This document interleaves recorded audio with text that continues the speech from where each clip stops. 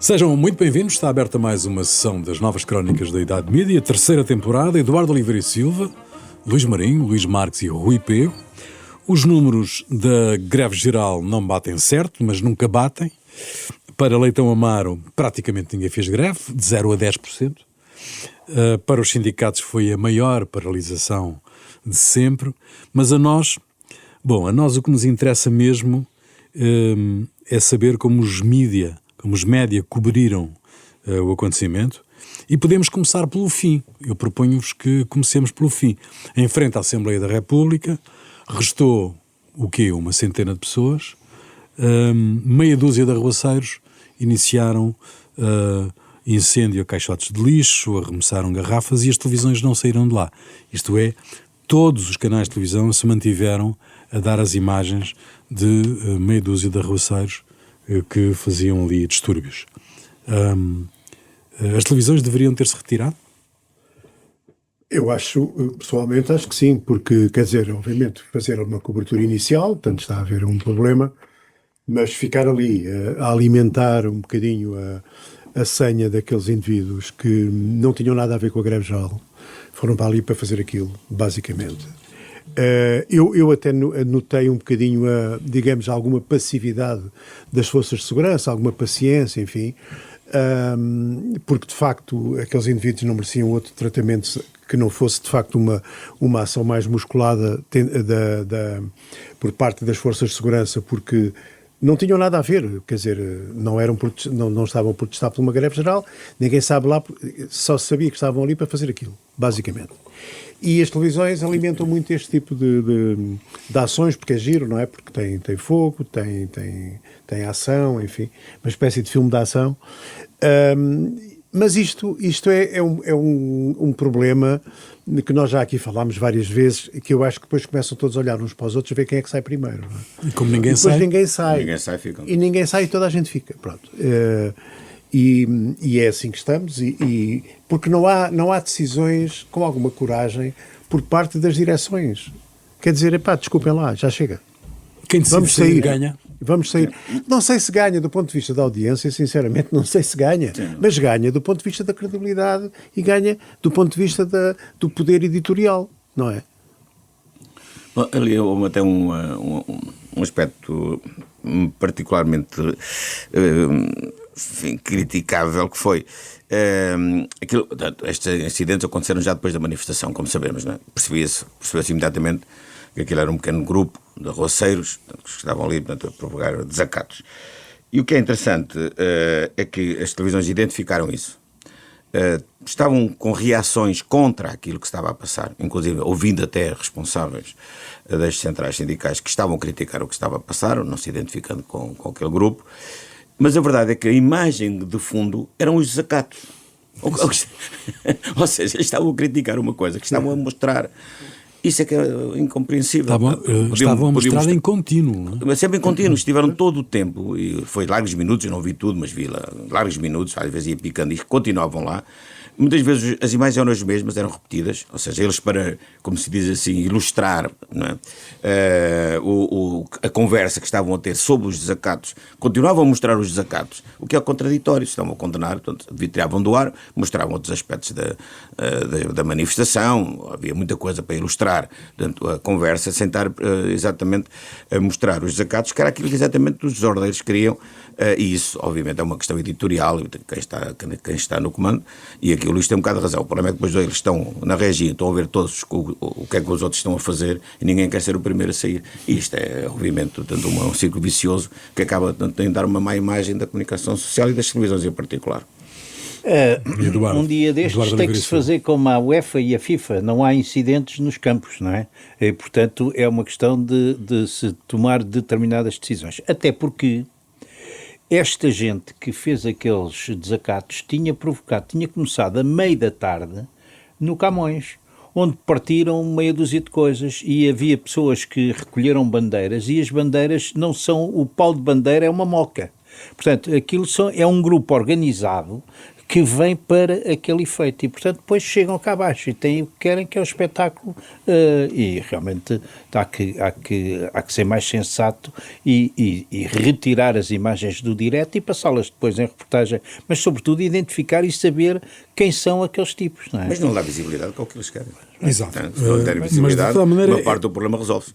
É um erro de comunicação para os meios tradicionais, esta insistência. Mas houve já agora só aqui uma pequena parte em relação a esta parte essencial, que é o que mais nos interessa nesta conversa. A cobertura em geral foi bem, não houve excesso, tanto quanto me pareceu daquilo que eu vi. Mas gostaria de só aconselhar o Ministro Leitão Amaro a corrigir bem tanto a forma como comunica, porque já não é a primeira vez que comunica mal e desta vez voltou a comunicar mal e ele tem que corrigir esse ponto. E mal também comunicou o Ministro da Educação, não é? Sim, que se atirou completamente para fora de pé. Desculpa, Rui, ainda dentro da questão da comunicação da greve geral, nós entramos outra vez no filme ou foi 0 ou foi 80%, não é? Sim. Quase.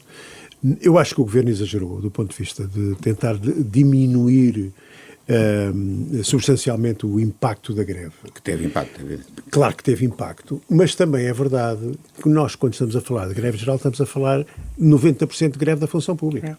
Não é? Sim, não é greve geral. Não é uma greve geral, porque de facto o país não vive só da função pública.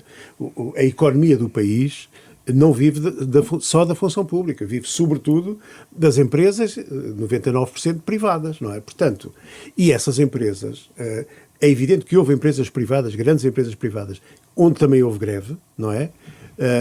Mas, digamos... Mas não foram muitos. Mas não paralisaram, não é? Não paralisaram totalmente, houve greves cá fora e tal, não sei o quê, portanto houve piquetes de greve, houve, digamos, mostrar de alguma forma que havia solidariedade com a greve geral, mas de facto não houve. Eu lembro aqui um artigo muito interessante do João Miguel Tavares, que fala exatamente disto, que diz greve geral, calma, não é? Porque de facto nos serviços públicos notou-se, é evidente nas escolas, mesmo nos hospitais, etc., mas estou a dizer, ele, João Miguel Tavares, fiz a minha vida normal. Fui ao café, fui almoçar, etc, etc. E depois diz uma coisa com piada assim, queria ir ver, ao fim do dia, queria ir ver um bailado, mas o bailado não existiu porquê? Porque era uma empresa pública que tutelava esse espetáculo. Portanto, estamos assim. A comunicação social pública não parou, não é? Pois não. E desse ponto de vista, como tínhamos falado na semana passada, bem, porque optaram por fazer a cobertura do acontecimento e nesse sentido é importante. Quanto ao Ministro da Educação, sim. Vamos lá ver, eu acho que foi um deslate de linguagem, porque percebe-se que ele queria dizer, no fundo, que... Aquilo que veio explicar depois, não é? Exatamente, e portanto, e o que era é que as instalações que são os sítios onde as pessoas com menos posses estão remetidas, que têm menos manutenção do que aquelas onde há uma classe média que tem mais capacidade de protestar, ou de ricos, ou seja o que for. E realmente é um bocado indiscutível, mas convém que ele leve o guião certinho, porque depois deu esta barraca, não é? Mas não é bem assim, não há uma evidência. Ele citou, há estudos internacionais que mostram isso. Bem, gostaria de perceber, gostaria que houvesse mais evidências que é assim. Porque, obviamente, ele não disse exatamente aquilo que foi passado para a comunicação social, mas deu suficientemente dados para que se pudesse tirar essa conclusão. Ou seja, ele não comunicou bem. Tem que se reconhecer isso. Vamos lá ver. Devemos começar por dizer, e é a minha opinião, que o Fernando Alexandre é um dos melhores ministros deste governo e está a fazer um bom trabalho no Ministério da Educação, que é um ministério muito difícil. Os problemas não estão todos resolvidos, mas ele está a fazer um esforço nesse sentido. Mas tem tido, já não é a primeira vez que tem alguns problemas de comunicação, e este em particular vale a pena referi-lo. Porquê? Porque não é só tanto aquilo que ele disse, é que depois há um comunicado do Ministério da Educação a tentar corrigir o Ministro, ou tentar clarificar aquilo que o Ministro disse. Dado ponto, o que esse comunicado diz é o seguinte, para percebermos o que é que está em causa. As residências universitárias têm, sobretudo, bolseiros, que são pessoas, portanto que estudantes com menos recursos. E a proposta dele é que nessas residências pudessem coexistir esses estudantes com outros estudantes para, digamos, elevar o nível económico das pessoas, o que, segundo nesta lógica, colocaria mais pressão para que houvesse uma melhor manutenção das residências. Esta é a origem do equívoco. Portanto, ele levou essa proposta aos reitores e os reitores não aceitaram, portanto, essa proposta e continua a haver, portanto, a mesma situação que é nas residências, continua a haver estudantes que são bolseiros, exclusivamente.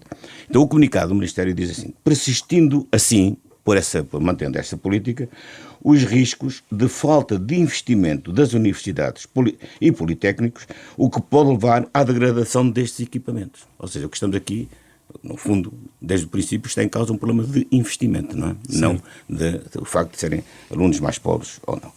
Só que isto depois tem um problema. E hoje há um artigo de uma investigadora de hoje, quarta-feira, no Jornal Público, que diz o seguinte, e este dado eu não conhecia: do investimento, do orçamento do Ministério da Educação, 80% vai para salários, 15% vai para as despesas correntes e apenas 5% para investimento superior a um ano, que é exatamente isto. Ou seja, se as universidades e os politécnicos não têm dinheiro para investir, como é que isto pode acontecer? Há aqui um equívoco que o Ministro devia esclarecer um pouco melhor e que acabou por se traduzir numa confusão que não beneficiou ninguém. E o assunto ficou em aberto, aliás.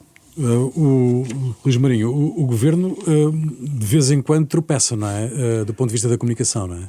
Nós já várias vezes falámos aqui em tropeções, de facto, de alguns ministros do ponto de vista da comunicação. O Governo, teoricamente, tem uma coordenação da comunicação, nunca se percebeu bem. Há uma central, começou por ter uma pessoa, lembra-se, até já falámos dele, agora não me ocorre o nome, mas, portanto, que seria o que coordenava toda a coisa que nunca aconteceu, e agora tem uma central, teoricamente, não sei se já funciona, se não funciona, se aquilo não tem eletricidade, qualquer coisa, não sei se já ligaram a central a algum sítio, mas, de facto, nós continuamos a cair nisto. Portanto, os ministros que deviam saber comunicar e não sabem, o caso mais... Eu estou completamente de acordo com aquilo que o Luís Marques disse. Eu também acho que o Ministro da Educação é dos melhores ministros deste governo. Não há aqui dúvida rigorosamente nenhuma.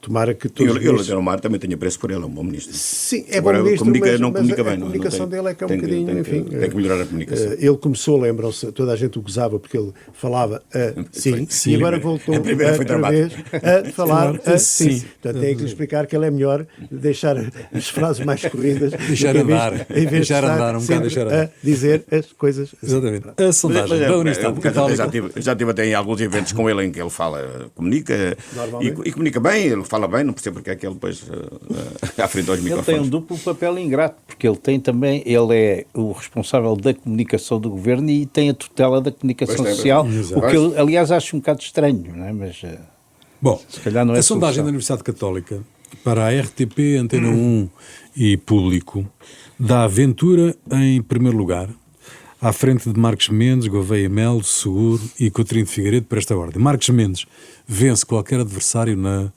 segunda volta, Ventura perde com todos. O debate de segunda-feira, desta segunda-feira 15 na RTP, confirmou a perda de gás do Almirante? Eu pessoalmente acho que sim, ou seja, o Almirante pode ser uma pessoa muito respeitável, mas do ponto de vista da capacidade de comunicação, ele tem manifestas deficiências, não é? E não é evidente que o peso dele, ou enfim, as capacidades que as pessoas lhe reconhecem estão noutra área, mas sempre que ele se confronta com políticos, digamos, mais hábeis, ele entra em dificuldade, é notório, não é?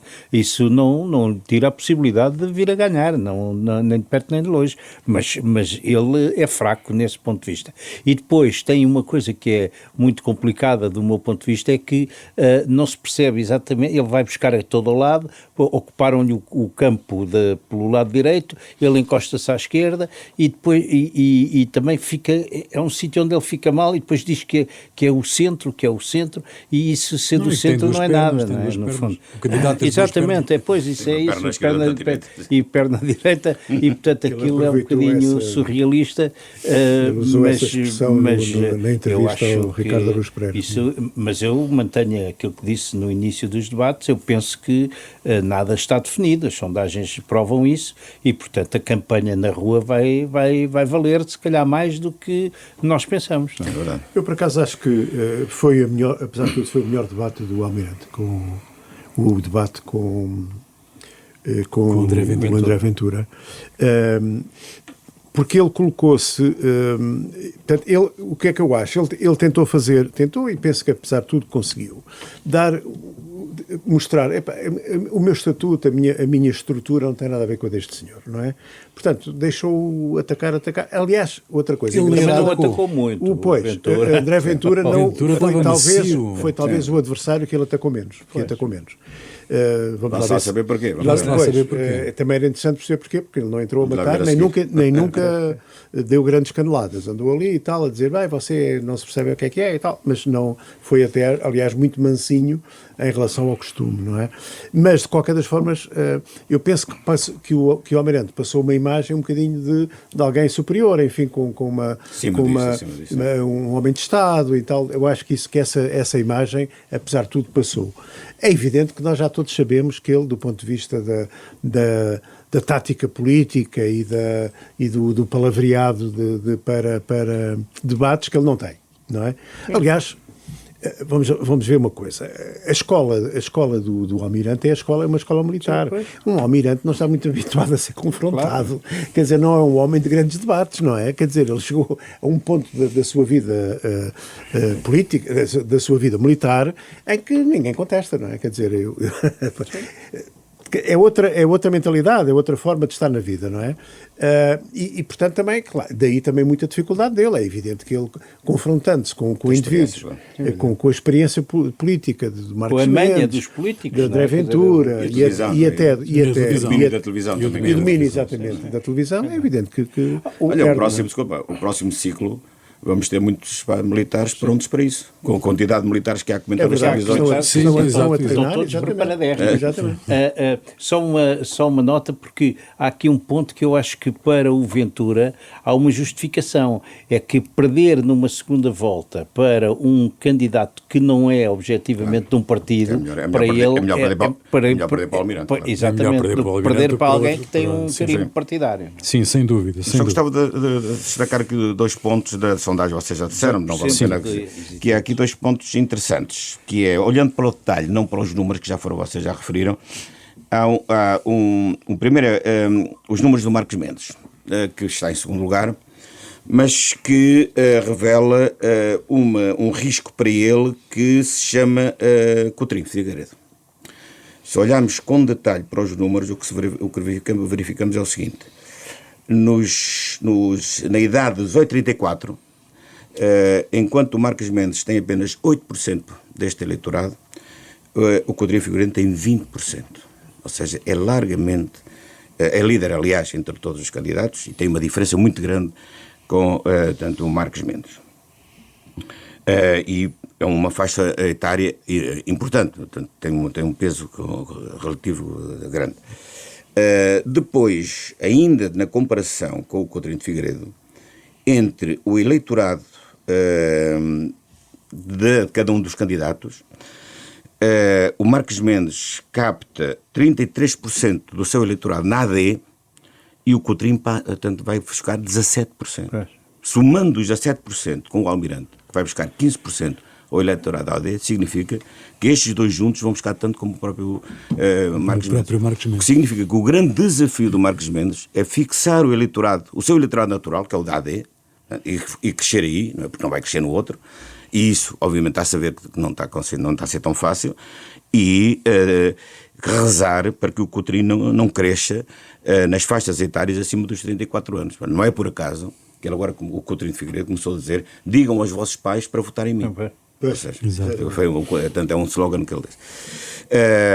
Este é um risco que eu vejo aqui no eleitorado do Marcos Mendes. Depois, há um outro ponto que é relevante, tanto nesta sondagem como no radar das sondagens, que é o conjunto das sondagens todas, portanto, que vem no Observador, que mostra o seguinte: somando todos os votos da esquerda, ou seja, no caso da Católica, somando os 16% do Seguro, mais os 8% que somam a Catarina, o António Filipe e o Jorge Pinho, o Seguro estava à frente com 24%. No radar, isso ainda é superior, dá-lhe 26,2%, ou seja, seria o líder a União da Esquerda. Ou seja, isto coloca uma pressão muito grande sobre o Bloco, o PC. O Bloco e o próprio PC. Sim, o próprio PC, que ficam com uma enorme responsabilidade perante estes números de não ter um candidato de esquerda na segunda volta. E se isso acontecer, altera tudo aquilo que estamos aqui a falar. Sim. Bom, nós teremos certamente a oportunidade de voltar a falar sobre isto, até porque vamos regressar depois do Natal, mesmo no início da campanha eleitoral, portanto teremos seguramente a oportunidade de falar sobre isso. Mas há aqui um ponto que eu gostava, apesar de tudo, ainda que vocês avaliassem, que tem a ver com Marcos Mendes. Isto é, esta campanha que parece aparentemente agora visar o candidato social-democrata. Tem a ver com o facto de, aparentemente, e pelas sondagens, Marcos Mendes estar a posicionar-se com grandes possibilidades de vencer a eleição? Quer dizer, o vídeo que rola por aí... É por causa de não vi isso. É evidente que Marcos Mendes é um candidato fortíssimo, não é? Isso não e é um candidato a bater, não é? Não temos grandes dúvidas e daí ser, eventualmente, obviamente, um candidato a bater. E agora aparecem, portanto, os negócios, como é que ganhou tanto, numa firma de advogados, os negócios com Angola, etc, etc. É evidente que nós sabemos quando há uma campanha eleitoral que tudo isto salta, não é? Portanto, não há hipótese nenhuma destas coisas não aparecerem, vão aparecer. É evidente que penso que, não sei se é um consenso, mas à volta de Marcos Mendes, penso que as pessoas não têm dele a ideia do indivíduo corrupto, nem coisa do género. Portanto, não, penso que ele não tem essa imagem, nunca passou essa imagem. Tem a imagem do político hábil, do político habilidoso, etc, etc, mas não do ponto de vista da corrupção, enfim, de ter algum pecado, entre aspas, a esse nível. Mas é evidente que os adversários vão pôr tudo em cima dele, porque é evidente que ele, à partida, parece ser... mesmo que as sondagens deem o André Ventura à frente, eu acho que nesta fase do campeonato o candidato mais forte é Marcos Mendes. Quer dizer, ganhar todos na segunda volta. Sim, ganhar todos na segunda volta. Até porque, exatamente, passando à segunda volta, ele é Presidente da República, não há hipótese nenhuma, não é?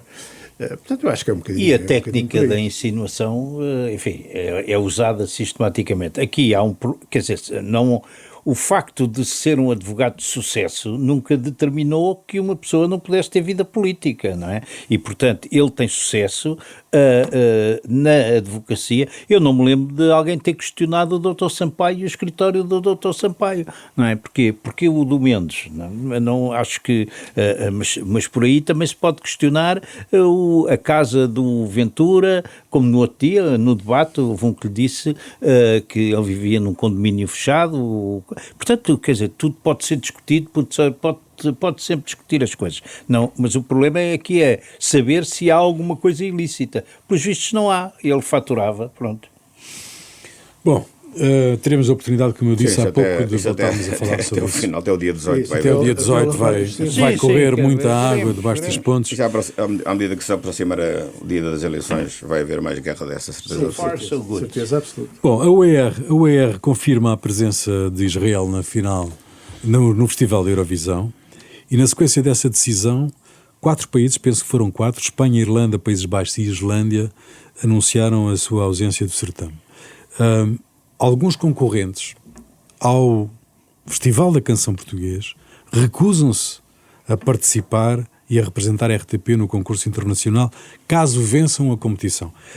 Isto é um problema, porque, embora não sei exatamente se há um acordo escrito quando alguém concorre ao Festival da Canção que tem que ir à Eurovisão se ganhar, mas pelo menos decorre do facto de ganhar o Festival da Canção, representar a RTP na Eurovisão. E a RTP não disse que não estaria no Festival. Há aqui um problema sério para a RTP resolver. Quer dizer, eu acho que o problema é fácil, é perguntar aos concorrentes. Já disseram, 4 já disseram então, que não vão. Quer dizer, vão outros. Quer dizer, isto parece a história do candidato Vieira que diz: se ganhar, demite-me, não é? Exato. Como é que você. Não é? Portanto, quer dizer, isto não faz nenhum sentido. Quer dizer, fará sentido, e isso aí as pessoas. Temos que respeitar a opinião e o sentimento de cada um. Quer dizer, eu não participo neste concurso porque ganhando, posso ter que representar Portugal e eu não quero. Ok, então não participa. Okay. Não vai a dizer, se ganhar, não vou. Quer dizer, isso não faz, desculpem lá. Todos esses não podem participar. Não participam, não podem. Mas a RTP tem que ter uma ação, tem que ser proativa aí. Né? Claro. Não quer representar a RTP na Eurovisão, então, como corre o risco de ganhar, qualquer concorrente corre o risco de ganhar. Não é? Seria absurdo, não é? Até porque há aqui outro problema. Eu não acho que seja uma mera representação da RTP. O Festival da Eurovisão representa países. Sim, mas também. E portanto, não é bem assim. São países. Quem ganha é o país. É Israel que ganha, é o país que ganha e tal. E portanto há aqui uma componente externa que a RTP também não poderia fazer de outra maneira, a menos que tivesse falado com o governo. Eu suponho que terão falado, não é? Porque o governo espanhol é dos mais anti-israelitas. O irlandês também. O dos Países Baixos e o da Finlândia também. Portanto, isto não são decisões das televisões. São decisões políticas dos governos. Sim, claro, isso é evidente. Sim, isso é evidente que aqui é política e a OAR não tinha outra alternativa senão manter Israel. Seria absurdo que não mantivesse. E Portugal e os outros países não têm outra alternativa senão seguir as indicações da OAR. Isso é evidente. Nós podemos perguntar porque é que Israel está na OAR. Isso é outra discussão, não é? Geograficamente claro, não é. Isso é outra discussão, porque é que participa nisto. Enfim, mas há outros países que também participam. Já participa há tantos anos. Até participa na Champions. Aqui não há alternativa. Quem não quiser ir não vai, acabou. E a RTP tem que estar acima dessas pressões internas que vão ocorrer, e vão ocorrer muitas até lá, tanto o Nicolau Santos e a respectiva administração vão estar com algum fogo em cima. Mas a RTP que já tem uma nova provedora do telespectador, não é? Tem. Pergunto eu. Não, acho que ainda não tem. Não tem ainda? Acho que ainda não tem. Não, neste momento não tem provedora. Não tem provedora. Não tem a provedora, o que é extraordinário é que neste momento a provedora que está, que é a Ana Sousa Dias, já não está formalmente, mas penso que continua a manter, portanto, a garantir funcionamento do gabinete. E a nova provedora, não sei exatamente o que é, só entra em funcionamento, por razões pessoais, só entrará em março ou abril do próximo ano, o que significa que vamos estar aqui um período em que não há programa do provedor. Mas ainda não se sabe quem é. Ainda não sabe quem é. Sabemos que não. Para já sabemos que não sabemos. Sabemos, exatamente. E para já não há programa. Portanto, não sei se as penso que é uma senhora também. Mas cair, não. Penso, mas portanto, não. Tranquilo. Então, continua a dar despacho, como se diz. Né? Dá despacho dos mails e tal dos espectadores. Mas programa não há. Muito bem, em várias. Mas, enfim, este assunto devia ter sido resolvido a tempo e horas. É claro que às vezes é difícil encontrar as pessoas certas. Penso que já houve algumas recusas a convites que foram feitos por impedimento das pessoas, não é porque o cargo não seja prestigiante, mas infelizmente estamos assim nesta situação em que 3 ou 4 meses não há programa. Bom, em várias edições das Crónicas falámos com preocupação, de resto, da situação da Global Média, para lá da turbulência empresarial dos últimos anos que tem afetado o grupo. Dissemos aqui, eu pessoalmente disse, numa das últimas emissões, que a Global Média é detentora do DN, JN e TSF, que havia salários em atraso e dívidas a fornecedores. O diretor da TSF, o jornalista Vítor Santos, teve a amabilidade de escrever ao diretor da Renascença, Pedro Leal, para clarificar que, e vou citar, a Rádio Notícias Produções e Publicidade S.A. é detida pela empresa Notícias Ilimitadas, pertencendo ao universo de O Jogo e do Jornal de Notícias, entre outros títulos. A Global Media Group é um acionista minoritário, detentor de apenas 10%, que, não existem, e volto a citar, não existem salários em atraso na TSF e que, volto a citar, a TSF tem conta corrente com fornecedores, como todas as empresas, pelo que falar em dívidas a fornecedores é abusivo. Fica feito, portanto, o esclarecimento a que eu junto a tremenda felicidade, a minha tremenda felicidade de não haver salários em atraso na rádio. Sim, nossa, exatamente. Ainda bem. Mas o que não quer dizer que não haja problemas no grupo. Aí é preciso também clarificar. Esperemos, enfim, acreditamos que não haja salários em atraso, e ainda bem que é assim, mas que há problemas no grupo, porque isso tem sido relatado na comunicação social, em vários órgãos de comunicação. Isso não foi desmentido, tanto quanto eu tenho visto, não foi formalmente desmentido, quer na Global Média, ou seja, Diário Notícias, leia-se Diário Notícias, quer no Jornal Notícias e na TSF, portanto, que é a parte, embora a Global Média tenha uma participação nessa empresa, ou seja, não estás completamente errado, ou não, a informação que tu deste não estava completamente errada. A Global Média tem uma participação. É que é uma participação minoritária hoje em dia. Mas tem, de qualquer forma, infelizmente, obviamente, para todos, a situação quer da Global Média, quer do Jornal Notícias, portanto, como é que se chama a empresa? É a empresa Notícias Ilimitadas. Notícias Ilimitadas. Depois há outra também que se chama Verbos Imaculados, salvo erro. São nomes estranhos. Mas são nomes um bocado estranhos. Uma coisa sobre isso. Que infelizmente para todos, desde logo para os trabalhadores, a situação económica ou financeira nessas empresas não é assim tão estável como devia, e lamentamos isso. Mas que a situação é efetivamente preocupante, e isso tem sido relatado pelos jornais, e Muito bem.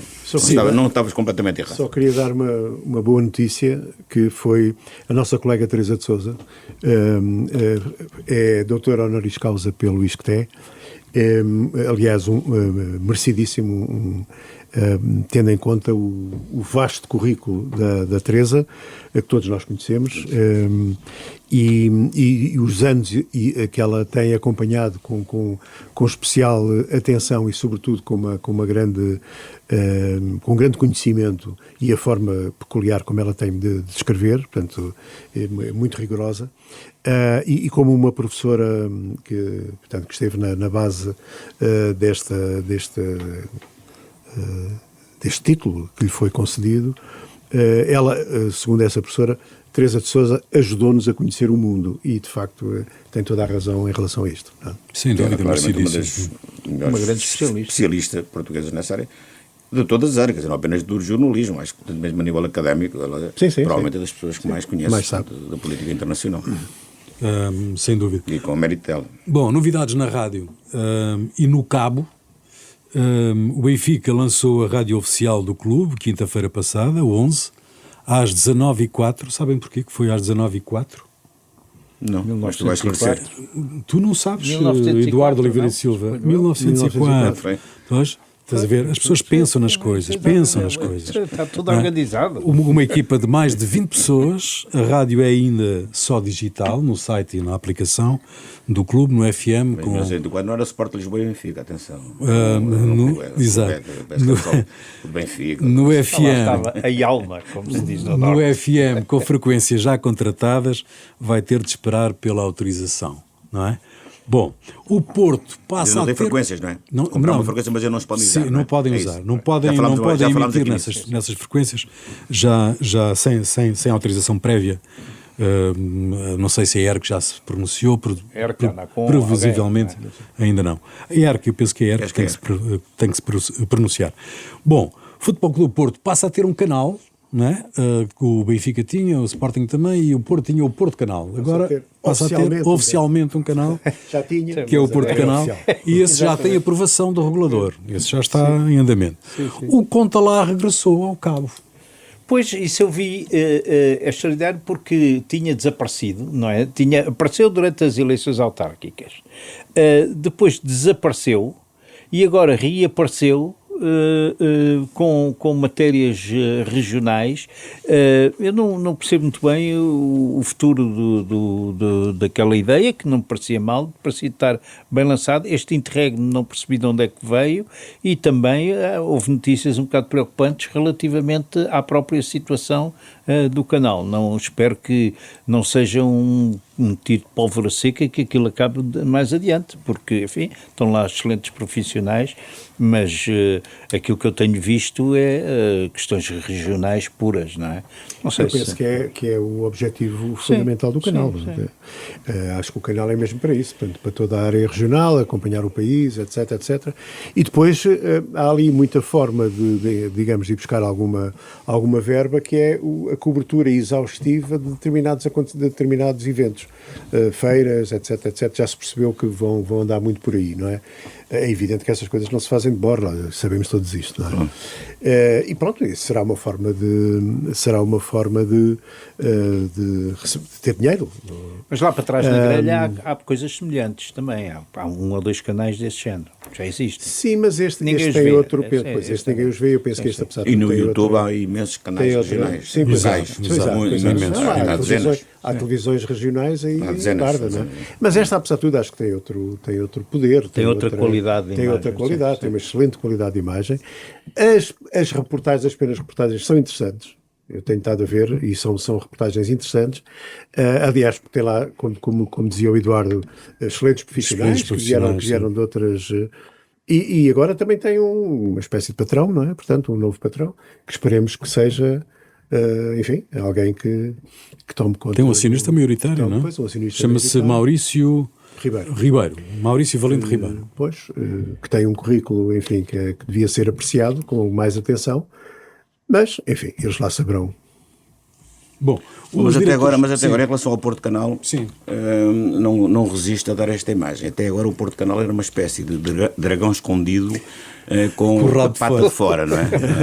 Acho que os dragões não têm rabo, mas é uma pata de fora. Tem um rabo. Pronto, cauda de fora. Cauda de fora. Agora não, a cauda, agora o dragão está todo à mostra, portanto não há dúvida nenhuma. Porto Canal é o canal do Futebol Clube do Porto. Já sabíamos, mas ficou claro. Bom, os diretores de jornais escreveram ao Governo por causa da distribuição. A Associação Nacional de Municípios também apelou ao Executivo para ter uma intervenção e para parar com esta ideia da VASP de parar com a distribuição em 8 distritos do país. Há algum progresso neste tema? Que eu saiba, não, houve apenas nem sequer um presente de Natal, não há um presente de Natal. Pelo menos o Governo é que tem que dizer alguma coisa, ou então a VASP, ou alguém tem que dizer, não sei, que neste caso concreto, penso que terá sido mais, até porque a carta, o texto, tanto quanto se percebe, é mais dirigido ao poder político do que, enfim, a outro tipo de instituições, ou à VASP em particular. Até porque a VASP, na situação em que está, provavelmente não terá capacidade de dar resposta a estas solicitações. O documento é assinado por todos os diretores, isso é um aspecto, enfim, algo positivo. Acho que todos os diretores dos jornais, numa iniciativa inédita e importante. Acho apenas que neste documento falta alguma coisa. O documento é bom, tem uma afirmação de princípios e da importância dos jornais. Faltam propostas concretas, acho que deviam ser avançar um pouco mais. O que é que eles acham que se devia fazer? E isso não está aqui. Percebo que se calhar também ainda estas ideias não estejam ainda bem trabalhadas, mas que se podia ir um pouco mais à frente e responsabilizar mais, talvez até o próprio Governo, no encontrar uma solução o mais rápido possível, talvez se pudesse ir avançar um pouco mais. De resto, o documento é um documento importante. Sim, o ministro Leitão Amaro tem esta tutela e tem que pensar em fazer alguma coisa. Não podemos andar... Ele também não começou bem. Começou a dizer que era um problema dos privados. Não, exato. E também tem outros problemas para resolver. Tem o problema dos estatutos da Lusa, tem o problema da RTP, há muita coisa que... E, portanto, há aqui uma certa passividade que eu não vejo nenhuma proatividade. Dá-me ideia que está para canto e qualquer dia vais... Porque agora são 8 distritos, mas depois serão outros, não há dúvida nenhuma. Portanto, ou se resolve, ou então dizem, olha, não é connosco, não queremos saber disso para nada, desenvencilhem-se como quiserem. Mas eu fico com a ideia que esta área está no fim das preocupações do ministro Leitão Amaro. Ele deve ter tanta coisa para fazer, que o facto de ter também isto, e não ter se calhar uma estrutura que esteja a acompanhar, Não sei, enfim, penso que há aqui uma subestimação desta área que não me parece que seja boa. Mas o que se espera do Governo é que seja exatamente ao contrário da forma como ele fala. Portanto, que seja uma coisa rápida em vez de vou pensar nisso amanhã, não é? O que ele tem que fazer é vou pensar nisso já. Exato. Mas não, ele é capaz de estar a pensar vou pensar nisso amanhã e tal. Bom, mas É uma chatice, mas é um dos pontos essenciais do funcionamento da democracia. Mas quem é que ele lá tem? Alguém sabe quem é que... Não faço ideia. Quem é a equipa que ele tem nesta área? Suponho que terá herdado alguém que venha do gabinete do Abreu Amorim, que era bastante mais ativo nisto e pelo menos sabia-se que estava preocupado. Mas eu penso que uma parte desse gabinete já não está lá sequer. Não? Bom, mas neste ambiente fica aqui um sinal inequívoco do nosso tempo, deste nosso tempo, que é os Correios dinamarqueses decidiram deixar distribuir cartas e postais a partir de 2026, Sim. porque o tráfego caiu 90%, não é? Em Portugal também era interessante perceber como é que está essa questão. Mas o grande negócio do CDT já não entrega de cartas, não é? Entrega de encomendas. Encomendas, que agora passam a ser taxadas a partir de uma gramagem baixa, não é? Sim, as pequenas encomendas levam... Isso é uma outra coisa que valia a pena falar. Mas não vamos deixar isso para deixamos isso para o próximo ano. Depois das festas. Depois das festas. Porque isso é a aplicação de uma tarifa. Quer dizer, a Europa, que andou a criticar o Trump, agora aplica tarifas a estas pequenas encomendas, a estas pequenas compras, que são importações. Bom, já a seguir, os grandes enigmas e outras histórias. Os grandes enigmas e outras histórias, quem quer começar?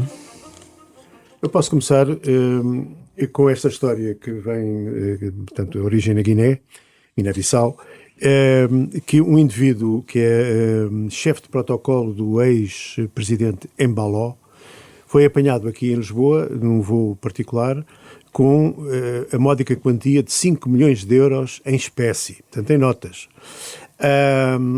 E foi obviamente, não foi preso, nem pouco mais ou menos, portanto foi detido e já está livre. O meu enigma é como é que é preciso não esquecer que a Guiné-Bissau é o 15º país mais pobre do mundo. A economia da Guiné-Bissau ninguém sabe qual é, a não ser a que já sabemos todos, porque aquilo basicamente é um narco-estado, aliás admitido pela própria junta militar que fez agora mais um golpe de Estado e que diz que quer tirar essa imagem do narco-estado, que de facto é aquilo que a Guiné é. E portanto este dinheiro há de vir de algum lado, não é? Eu deixo aqui no ar, como enigma, de onde é que virá este dinheiro. Bom, fala tu, Luís. Fala tu. Bom, foi brutalmente assassinado esta semana, portanto, o Rob Reiner e a respectiva esposa, supostamente assassinados pelo próprio filho, que era um toxicodependente. O Rob Reiner foi um grande ator, um grande realizador, um grande produtor. Deixou-nos uma obra notável, talvez a melhor comédia de sempre, é considerada uma obra dele, que é Isto é, Spinal Tap, que passou em Portugal com este nome, aliás. Tem 2 filmes clássicos, o Harry and Sally, com a Meg Ryan e o Billy Crystal, e Uma Questão de Honra, portanto, com o Tom Cruise, a Demi Moore e o Jack Nicholson. O Donald Trump, reagindo à morte trágica do Rob Reiner, mostrou mais uma vez a sua boçalidade, não é? A sua má criação, a sua desumanidade. Chocante, não é? Mesmo até para os aliados dele e para os apoiantes dele. E eu lembrei-me que nos reality shows que ele organiza regularmente na Casa Branca, ele insulta os jornalistas, em particularmente as senhoras, mostrando uma má criação absolutamente impensável, não é? Inaceitável. E a minha dúvida é até quando é que os editores dos jornais nos Estados Unidos continuam a mandar os seus jornalistas para lá, porque simplesmente não deixam de mandar. Eu percebo que a bem da comunicação e a bem da imprensa, da liberdade de imprensa e da defesa da nossa atividade, que devem mandar, mas custa mais vezes vê-los a viver estas situações. Sim, a serem humilhados. Não é? Bom, rola por aí um vídeo, já aqui falámos há bocado sobre isso, sobre o projeto de um parque fotovoltaico da empresa do filho de Marcos Mendes, produzido aparentemente por inteligência artificial, que pretende atingir, obviamente, o candidato social-democrata à presidência num momento em que ele aparece bem posicionado nas sondagens e até com possibilidades de vencer. No vídeo, percebe-se que a inteligência artificial não sabe línguas. Voilà, em francês, é dito voilà. E Light Source, o nome da empresa, é Lead Source. E não escapa ao mau português. Em vez de nós, usa agente. Bom, a IA, quando utiliza uma língua, não consegue reproduzir palavras noutro idioma? Esta é uma questão e uma dúvida que eu tenho em relação, e fundamental, em relação à inteligência artificial. Eu tenho um enigma realmente trágico. O que é que terá acontecido? Nós estamos a gravar quarta-feira ao professor do MIT português que foi assassinado, não temos elementos, é uma história estranha, até a natureza das investigações dele requer alguma abordagem que eventualmente possa ter a ver com coisas que não nos passam para a cabeça nesta altura. Mas, por outro lado, há um enigma que para mim é muito importante, que é saber se os repatriados da flotilha já se chegaram à frente com o dinheiro que o Estado português pagou? Hã? Bom, fica a pergunta no ar. Estamos no Natal, pode ser que venha aqui uma... Exatamente.